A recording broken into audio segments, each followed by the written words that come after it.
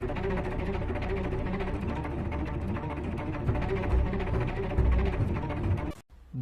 kayo sa akin. Bantay kayo sa akin. Bantay kayo sa akin. Basta pagka magloko-loko, ayaw ko nang makita pa nakatindig isa. Wala akong gustong nakakita nakatindig sa inyo. Yan talaga ang totoo. Prangka nationwide yan.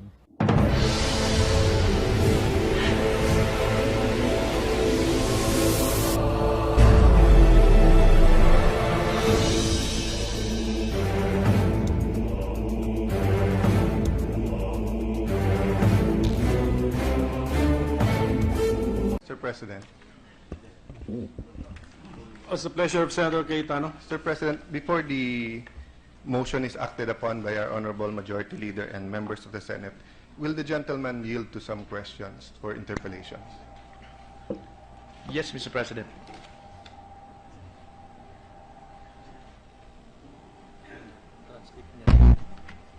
Thank you, Mr. President. Mr. President, this is very serious allegations. And since I think my colleague in the Senate na diretsuhan niya na sinabi, and the Bible says the truth shall set us free, so that means that either we have a mass murderer as a president or we have mass liars as his critics. Because the two cannot coexist with each other. And I thought that's why we have the committee system, so that we can ferret that out in the committee, because the presentation today here was actually in violation of our rules, because when a matter is already referred to a committee and being discussed and heard, it is for that committee unless we are asking the plenary to reverse. Having said that, it is the right of the gentleman to bring these things up. I didn't want to be accused of gagging him or not allowing him to speak. But I ask for his patience. I know this is a very emotional issue for all Filipinos. But as he is doing his job, may he allow me to do my job. My first question, Mr. President, is Your Honor, Senator Trillanes. Have you experienced a custodial investigation or a preliminary investigation? By any chance? No? Yes, Mr. President, quite a lot, as far as I can recall. Well, thank you for that. Yes, being an experienced senator, and I forgot that you passed through that, no? Because being a political science student and a lawyer, we were required to observe. So like sa akin po, sa Fiskalya ng Manila. And when and I wanted to point it out, the point he was making about the affidavit and sworn statement, nasabi kasi nung gentleman that English kasi to, kaya hindi naintindihan. Is it correct, Your Honor, Mr. President, Senator Trillanes, that sa custodial investigation, sa PI, and when the NBI, police, or fiscals talk to the witnesses, they are talked in their native language, not in English? Hindi po ba? I wouldn't have an idea. Yes, that is the standard rule in the preliminary investigation, because if not, that will not only be a violation of their rights, it will be a criminal case against those who are taking his statement, because it will be perjury on their side, because they will be putting words in the mouth of the witness. So my next question, sir, have you read the affidavit of Mr. Motobato submitted to the NBI? Yes, Mr. President. Did you notice anything about why it was in English? Well, I believe it's a standard report of... anyway, let me just correct the gentleman that it is not technically an affidavit. It was a sworn statement, Mr. President. That's one and the same thing, but I'll not argue with him there. Let me just read the first paragraph. But Mr. President, it may be one in the same thing for lawyers, but for a grade 1 student, let us not assume that it is so, Well, Mr. President. thank you, Mr. President. That's a good point. I will go to that later. Sworn statement of Edgar Matubato E. Bernal given before Agent Eugene Javier IV in the presence of Agent Oliver de Rivera and witnessed by Joselita Abarquez here in the Office of the Anti-Organized and Transnational Crime Division AOTCD, Death Investigation Unit DIU, National Bureau of Investigation, Taft, this 4th day of September 2014. Note, Mr. President, hindi po to custodial investigation dahil yung witness ang nag-volunteer na siya ay magse-state witness at siya ang magbibigay ng kanyang alam. This isn't, hindi ito yung napapanood natin sa mga crime telenovelas or sa series sa TV na, o bakit wala kang abogado, o bakit you have the right to remain silent. He chose to speak. What does the first paragraph said? The following questions were asked in the dialect known to the affiant, and thereafter truly and accurately translated in the English language. So, Mr. President, hindi po totoo yung sinabi ni Senator Trillanes kanina na dahil English, hindi naiintindihan nung affiant or nung ni Mr. Matubato. Sapagkat in-explain to sa kanya, may witnesses, binisaya, tinagalog, at okay. Second point, Mr. President. Senator Trillanes, are you aware where this affidavit went after the NBI? Mr. President, this representation is willing to submit and accede and concede to the point of the gentleman so that we can expedite the whole thing because we have a pending motion that the body needs to address, Yes. Mr. Chairman. But, Mr. President, Senator Trillanes tried to paint to the public that Mr. Matubato is credible, and I'd like the chance to engage him in a polite and a sober discussion that I respectfully and humbly disagree with his presentation. That was his assessment. It's not my assessment. But instead of giving my assessment and standing on a question of personal privilege, pabayaan natin ang publiko ang makinig kung ano ang tama, sino tama, at sila mag-judge kay Mr. Matubato. Having said that, sir, I ask you if you know where it went, because it went to the Department of Justice that accepted his affidavit. That kept him in the witness protection program. And that affidavit was partially used to file the cases, which was dismissed. And I'd like to ask Senator Trillanes, are you aware that the case filed by Mr. Matubato against the 5 policemen for torture, arbitrary detention, violation of human rights of a detained person were dismissed by the DOJ during the time of President Aquino? Are you aware, sir? Mr. President, again, I am wondering where all of these questions would lead to, because if the gentleman intends to test the credibility of Mr. Matubato, then I am the wrong person to ask. I have presented the findings that we gathered based on our limited capability, and I presented my case to the floor. So it's up to the people, and especially the senators, to decide on the matter. Because I'm not the one going to testify, or I wasn't the one who testified or made allegations against President Duterte, Mr. President.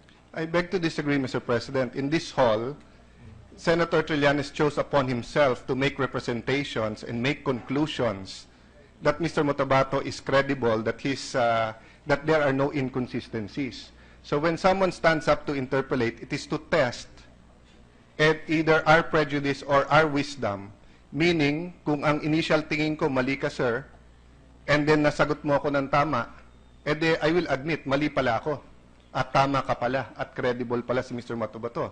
But, kung hindi masagot, or mali ang sagot, or mali ang ano, then we expect that we'll have at least a consensus. You may leave this hall believing that he's credible. I may leave this hall believing that he is not credible. But at least the fellow senators will have the benefit of both sides, and not only the side of Senator Trillanes. And the public will also get to know. Anyway, Mr. President, on June 30, 2016, the day the President took his oath, dinismiss po ng DOJ. Hindi po DOJ ni President Duterte yan. It was through Assistant State Prosecutor Charlie Guhit. Which brings me to the next statement, Mr. the next President, question. just an interjection on that point. Does the gentleman know which part of the day on June 30 was this case dismissed? Sir President, Because on June 30 in the afternoon, President Duterte already assumed as President of well, the Republic. let's find out, Mr. President. So but the my no- gentleman apparently is not aware also of these details, which is very essential to the Yes. whole point that he's making, Mr. President, being a lawyer, I know for a fact that the DOJ Secretary cannot dismiss it by himself.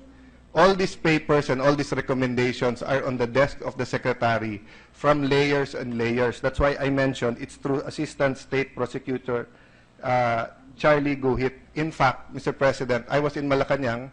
Senator Drilon here was also in Malacanang. You were in Malacanang during the oath-taking, and the oath-taking of the DOJ Secretary was still after.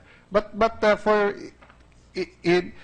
for fairness, we will go there and look at it. But I stand by my word, Mr. President, that my belief is that all of these assessments made from the lower prosecutors to the state prosecutor to the DOJ was done during the Aquino administration. Which leads me, Mr. President, to the question that I'd like to ask the Honorable Senator Trillanes.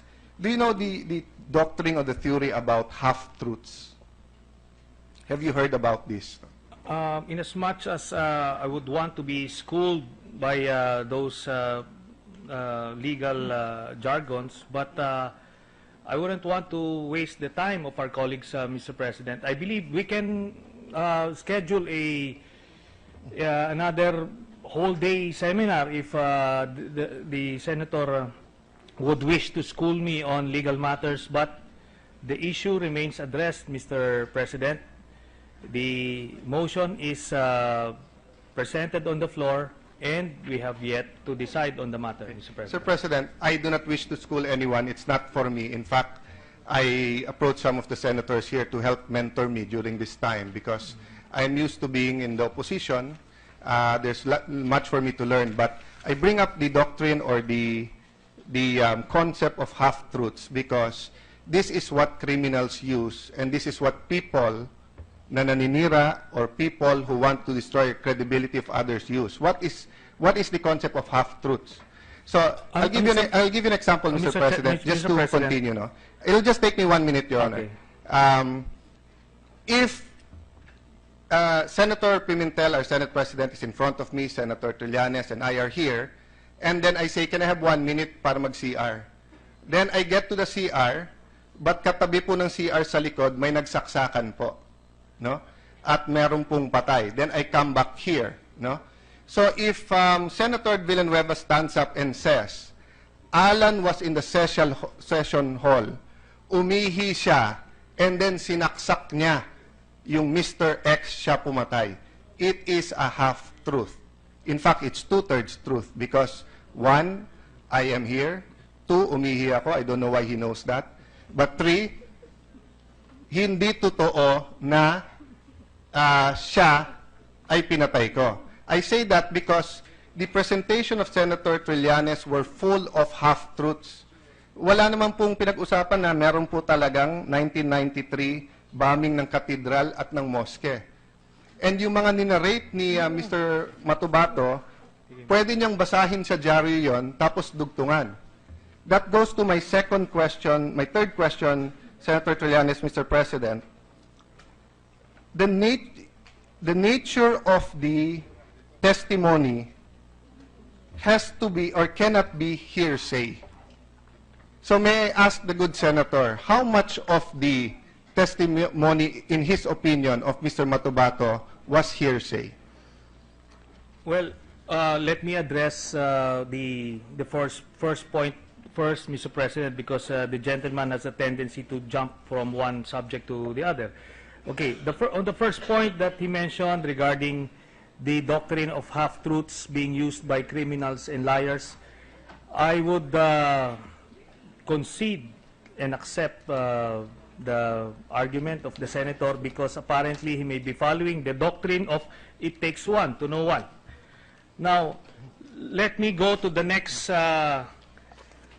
point.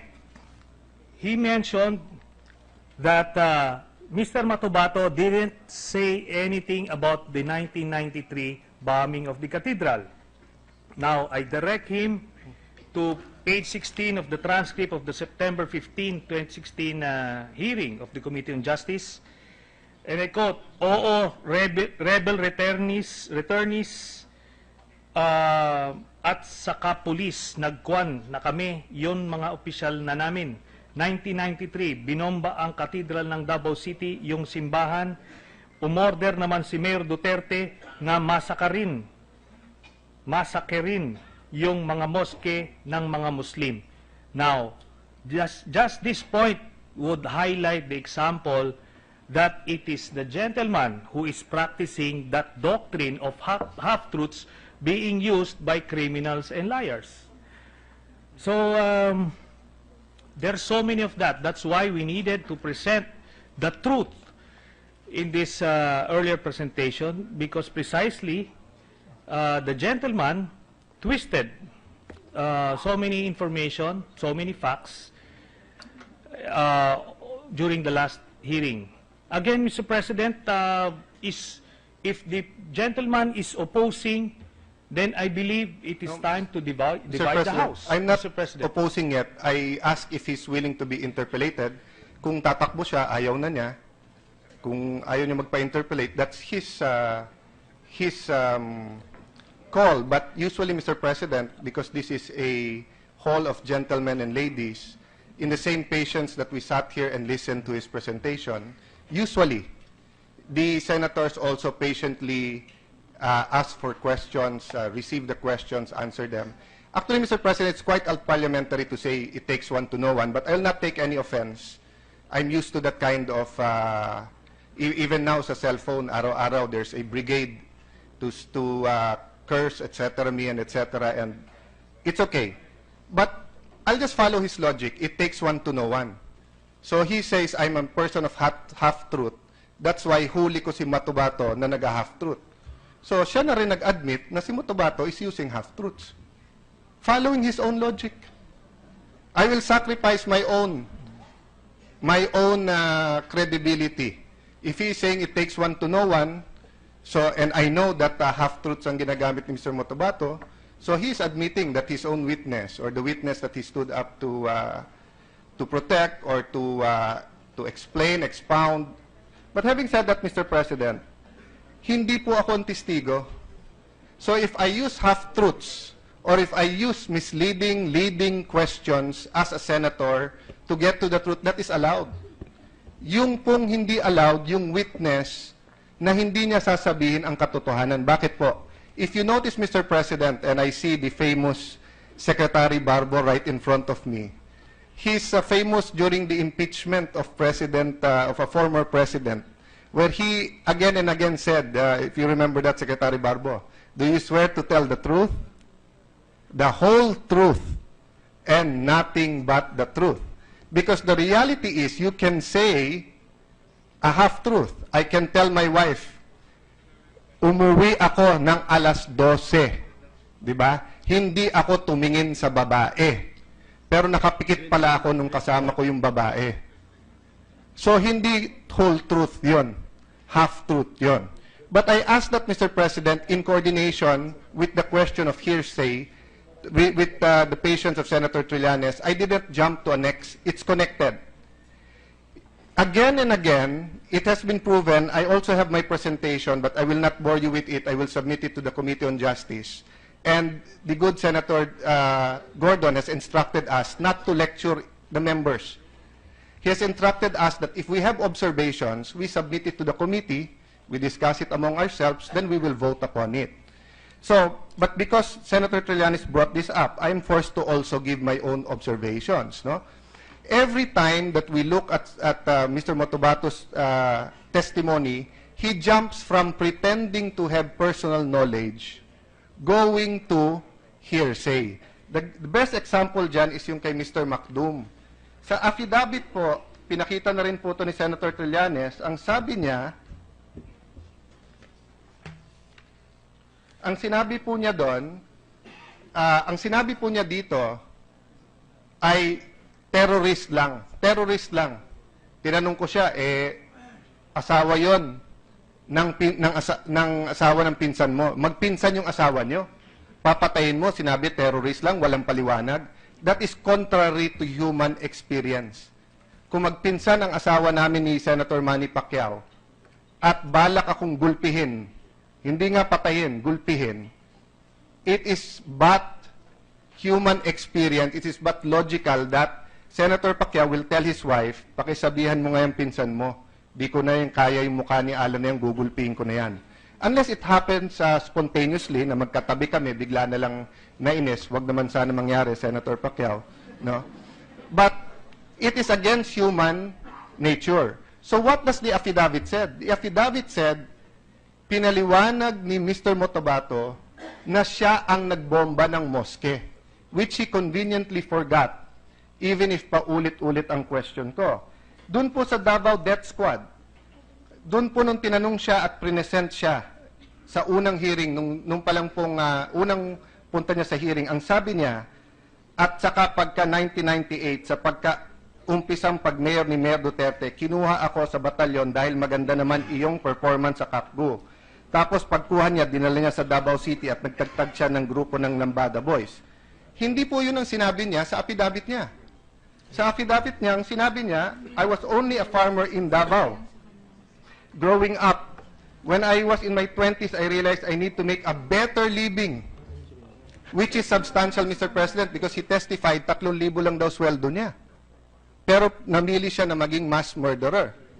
Ano pong kasunod? At the same time, I was attracted to the power, influence of people working for the local government because they were untouchable. It was then that I decided to join the Davao City government through the civilian security force. With your patience, Mr. President, kay Richard King, eto po ang sabi niya, they kept telling me to confess that I was the one who killed Mr. King. But I never did. Tama po si Senator Trillanes doon. Hindi niya claim na siya. Pero ano po sabi niya dito? Because I knew who killed him. I know SPO2, Reynate Medina killed Mr. Richard King. Nobody else in Davao will take a project of this scale and against a person of this level but SPO2, Reynate Medina. Sir President, what did he say in the September 15 hearing? Nagbago. Sabi niya, ang nag-utos niyan ay si Paulo Duterte. Ma'am, ang nag-utos niyan ay si Paulo Duterte, etc., sa McDonald's. Tapos ito sabi niya, word for word to, page 50 to 52 ng transcript. Pagkatapos yung iyong tumira kay Richard King, ay inyong kasamahan ko na rebel returnee na may kasamang pulis doon. Motobato, sila si Joel Tapales alias Turco at saka si Luloy Gabas, ma'am. So, Mr. President, the presentation seems to paste things together to make it appear that the inconsistencies were minor. No, sir. When you change the names of the person who killed, when you change how they were killed, kay Mr. Macdumpo, ang sinabi niya, at paulit-ulit ako, tinanong ko siya, nilaslas niyo ba liig? Sabi niya, hindi. Tinanong ko, tinadtad ba? Hindi. Pero sa affidavit po, or at least ganun po ang concept ng pagtatanong. Sa pagdating po sa affidavit, ang sagot po sa affidavit, nilaslas po nila. So it's very different. That's why my next question, sir, to you, Mr. President, Senator Trillanes, you keep mentioning that if the inconsistencies are minor, that is okay. Are you referring to a Supreme Court decision? Mr. President, my privileged speech was very clear. I presented my case, and I believe the information that we were able to gather merited further investigation. That's why I made the motion. Now, I respect the views of the gentleman, and he can oppose all he wants. But at the end of the day, that motion remains to be addressed. And no matter what I do, I'm confident And no matter what we can come up with, I am confident that we won't be able to convince the gentleman anyway. So might as well get this over and done with by dividing the House. Mr. President, hindi naman siguro tama yung hit and run dito sa Senado. Yes, he might not be able to convince me, but what about Senator Soto? What about Senator J.V. Hercito behind him? What about the public that is listening? Yung ibig sabihin hit and run, hindi naman pwedeng yung isa magsasalita and then hindi natin tatapusin yung interpellation, doon na kayagad tayo sa motion. That has been the tradition. Kaya nga po na nabuo din yung na kahit nasa yung favorite po na sabihin ni Brother Eddie na tatay po ni Senator Joel Villanueva na kahit sa Plaza Miranda tayo magdebate. Pero dito din po nanggaling sa Senado yun at saka sa Plaza Miranda because walang umaatras po sa debate. What happens po, Mr. President, with your patient, Senator Trillanes? Labas natin lahat ng arguments. Then let's be the people in the gallery. Nahiya ako sa mga beauty queen na nasa likod ko. We are here to honor them. I want to wrap up and finish, but they will understand that this is of grave national importance, Mr. President. Mr. President, in GR number 179497, People of the Philippines versus Mamarungkas. This is a recent case, 2012. But if you Google po, napakaraming kaso nito. This is from one of my favorite justices, no, Justice Castillo. But Justice Del Castillo, sorry. There are many other cases that say practically the same thing. Ito po ang sabi ng Supreme Court. The perceived inconsistency on whether Gepayo knows Ampatuan even before the incident is inconsequential as to discredit the credibility of Gepayo's testimony. The inconsistencies pointed out by the appellant pertains only to the collateral or trivial matters and has no substantial effect on the nature of the offense. In fact, it even signifies that the witness was neither coached nor was lying on the witness stand. What matters is there is no inconsistencies. Mr. President, this is the important part. In Gepayo's complete and vivid narration as far as the principal occurrence and positive identification as Ampatuan as one of the principal assailants are concerned. The court has held, although there may be inconsistencies in the testimony of witness on minor details, they do not impair the credibility where the consistency is relating into the principal occurrence and positive identification of the assailant. Meaning, Mr. President, pag yung positive identification at yung occurrence ng crime, sino, saan, paano naganap, sino kasali, paano mo pinatay, hindi minor inconsistency yun. At tagtad ng inconsistencies ang testimonya ni Mr. Matubato. In fact, hindi ko na nga iisa-isahin dito. Even nung sinabi niyang sa McDonald's, hearsay na nga, mali pa. Kasi hindi naman siya pumatay, narinig niya lang sa iba, tapos mali pa. Hindi pa dun sa kung saan pinatay. Mr. President, yung masking tape, I just want to mention that dahil ako nagdala nito.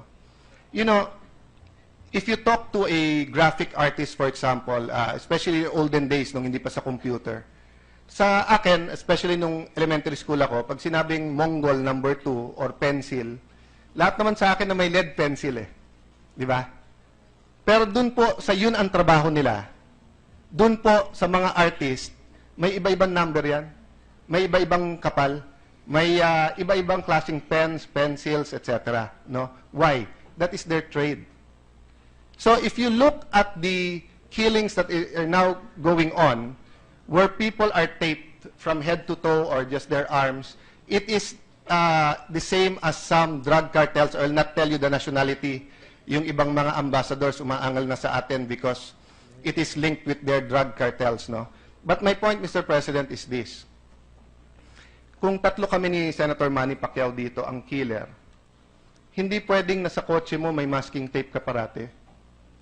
Hindi pwedeng may lime ka kasi kung maghuhukay ka, lalagyan mo ng ano yun eh. May mga chemical or may mga lalagay dyan para hindi bumaho. Or right now, grabe na yung DNA, so may ilalagay ka dyan. If you're a professional killer, DDS is claimed to be professional killers, right? Remember, this isn't a homicide or one murder. They are claiming that this is organized crime. So what do I mean, Mr. President? Tatlo kami ni Senator Pacquiao, Senator Joel. Sabi, pare, may papatayin tayo. Bumili ka na ng tape. Alam na namin kung anong klaseng tape. Pag pumunta si Alan sa National Bookstore at sabihin ko masking tape at babalik ako at ipapakita ko kay Manny Pacquiao ang masking tape, ang sabihin niya sa akin, ang bobo mo naman, Alan. Kasi yung masking tape, madaling maputol yan. Ang masking tape, ganito yan. Ang masking tape, ganyan. Kung may matalas yan, kung may ganyan yan, malalagari, matatanggal yan. Ang ginagamit namin dyan, duct tape o packing tape. So, kahit grade 1 ka, Mr. President, I work with a lot of professionals. No? Yung gumagawa ng sapatos ko galing Marikina, professional yan. Yung pakong bakya na ginagamit, halimbawa, at kailan gagamitin, kailan yung pandikit, anong klaseng pandikit, di ba? Yung pong pag ikaw po ay edad na natin, Mr. President, at hindi ko alam kung ilan sa atin dito ang nagpapakulay ng buhok, whether katulad ng style ni Joel Villanueva, kung natural, or ako na may puti-puti, at i-admit ko, minsan pinapaitim ko ng konti. May pangalan lahat yan, Mr. President. Hindi ko pwedeng sabihin sa gagawa, kulay lang. Diba? May technical yan, Mr. President. So wag natin po sabihin pa ulit-ulit, grade 1 lang yan, hindi alam. Yung tao po is 57 years old, claims to be a killer, claims to be a professional. Let's not, every time he makes a mistake, let's not say grade 1 lang yan. Napakaraming magaling na tao na grade 1, hindi nakapag-aral. One of my idols na hindi nakatapos ng college, I think high school, si Senator and then Secretary Ople. And he was one of the best labor secretaries and senators this nation has, no? Bill Gates, we can name 1 million people, thousands of people. So let's not make that as an excuse, Mr. President.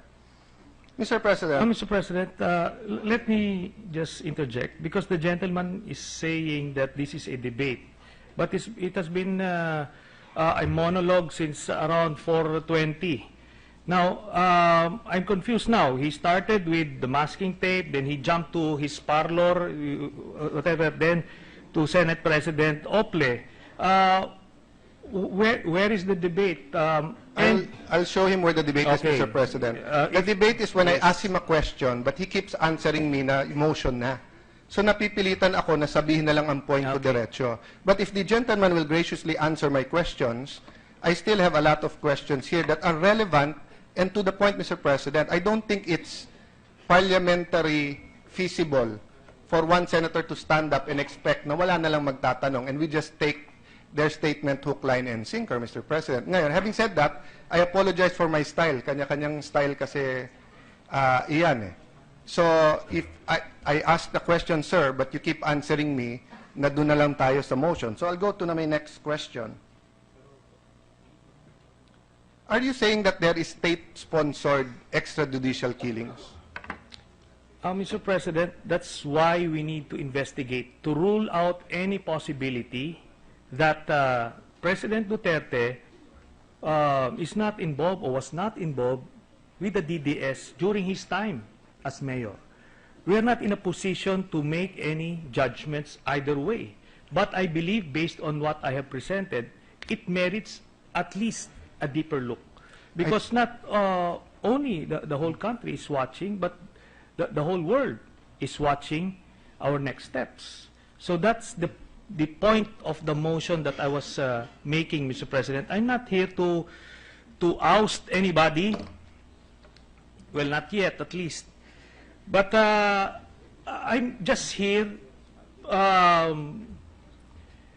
proposing to investigate a very serious matter. And I believe the gentleman has a bottomless pit of wisdom, and I'm going to concede that he is even wiser than me many times over. But again, let's get to the point.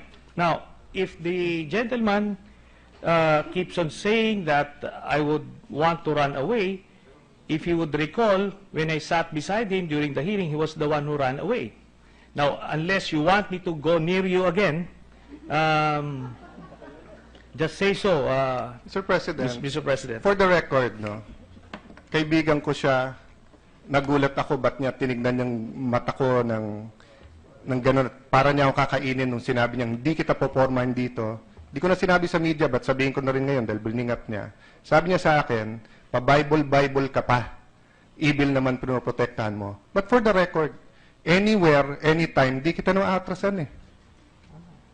Pero ang sabi mo kasi, you're willing na mag-debate, kaya debate tayo. Kaharap natin tao, Senado to, sawang-sawa na ako, basahin sa dyaryo, sabihin sa atin, ang galing ng mga Sanlonga, ang galing ng mga Tanyada, ang galing ng mga Diokno. Ba't nagagalingan din naman ako sa nandito? That's why umurong ako away from you kasi ayaw mo ako tigilan. Trina-trash talk mo ako, ayaw ko na magkaabutan tayo dahil ang pagkaalam ko, para tayong magkapatid at magkaibigan tayo. But now, if you're going to tell me, lalapitan mo ako dito, lapitan mo ako yakapin, yayakapin kita. Pero lapitan mo ako na hamunin mo ako, hindi kita aatrasan. Hindi naman problema yun, Senator Trillanes. I do not know where this hate is coming from. We are from different sides of the political aisle now, but I never treated you as an enemy. I've always treated you as a friend. So I just want to finish, Mr. President, my questions. Because he was given the opportunity to discuss the merits of Mr. Matubato's questions. Can I not be given the opportunity to test his thesis? Do I want a fight? Of course not, Senator Trillanes. I still think that there are many fights in the future na magiging magkaalyado tayo. But I do not know why there is animosity just because we're in different sides now, sir. Does that mean that we cannot do this as friends? Ibig sabihin, pag iba ang tingin mo sa presidente, iba tingin ko, magkaaway at magkalaban na tayo? Mr. President, does the gentleman sense any animosity in my tone of voice? I believe I am at my calmest. Relatively speaking, this is could be one of the best behaviors Mr. I ever President. had in the... Mr. President, Yes, sir. Judas kissed Jesus Christ. Judas kissed Jesus Christ. Would Jesus Christ tell him, Judas, wala kang animosity? So that's what I'm saying, Mr. President. To calm I down, was asking the questions, siya po ang sumagot na you want me to come over here. I want to have a discussion To- with you. We can sit to down. calm us down further, if there is no objection, the chair would like to suspend the session.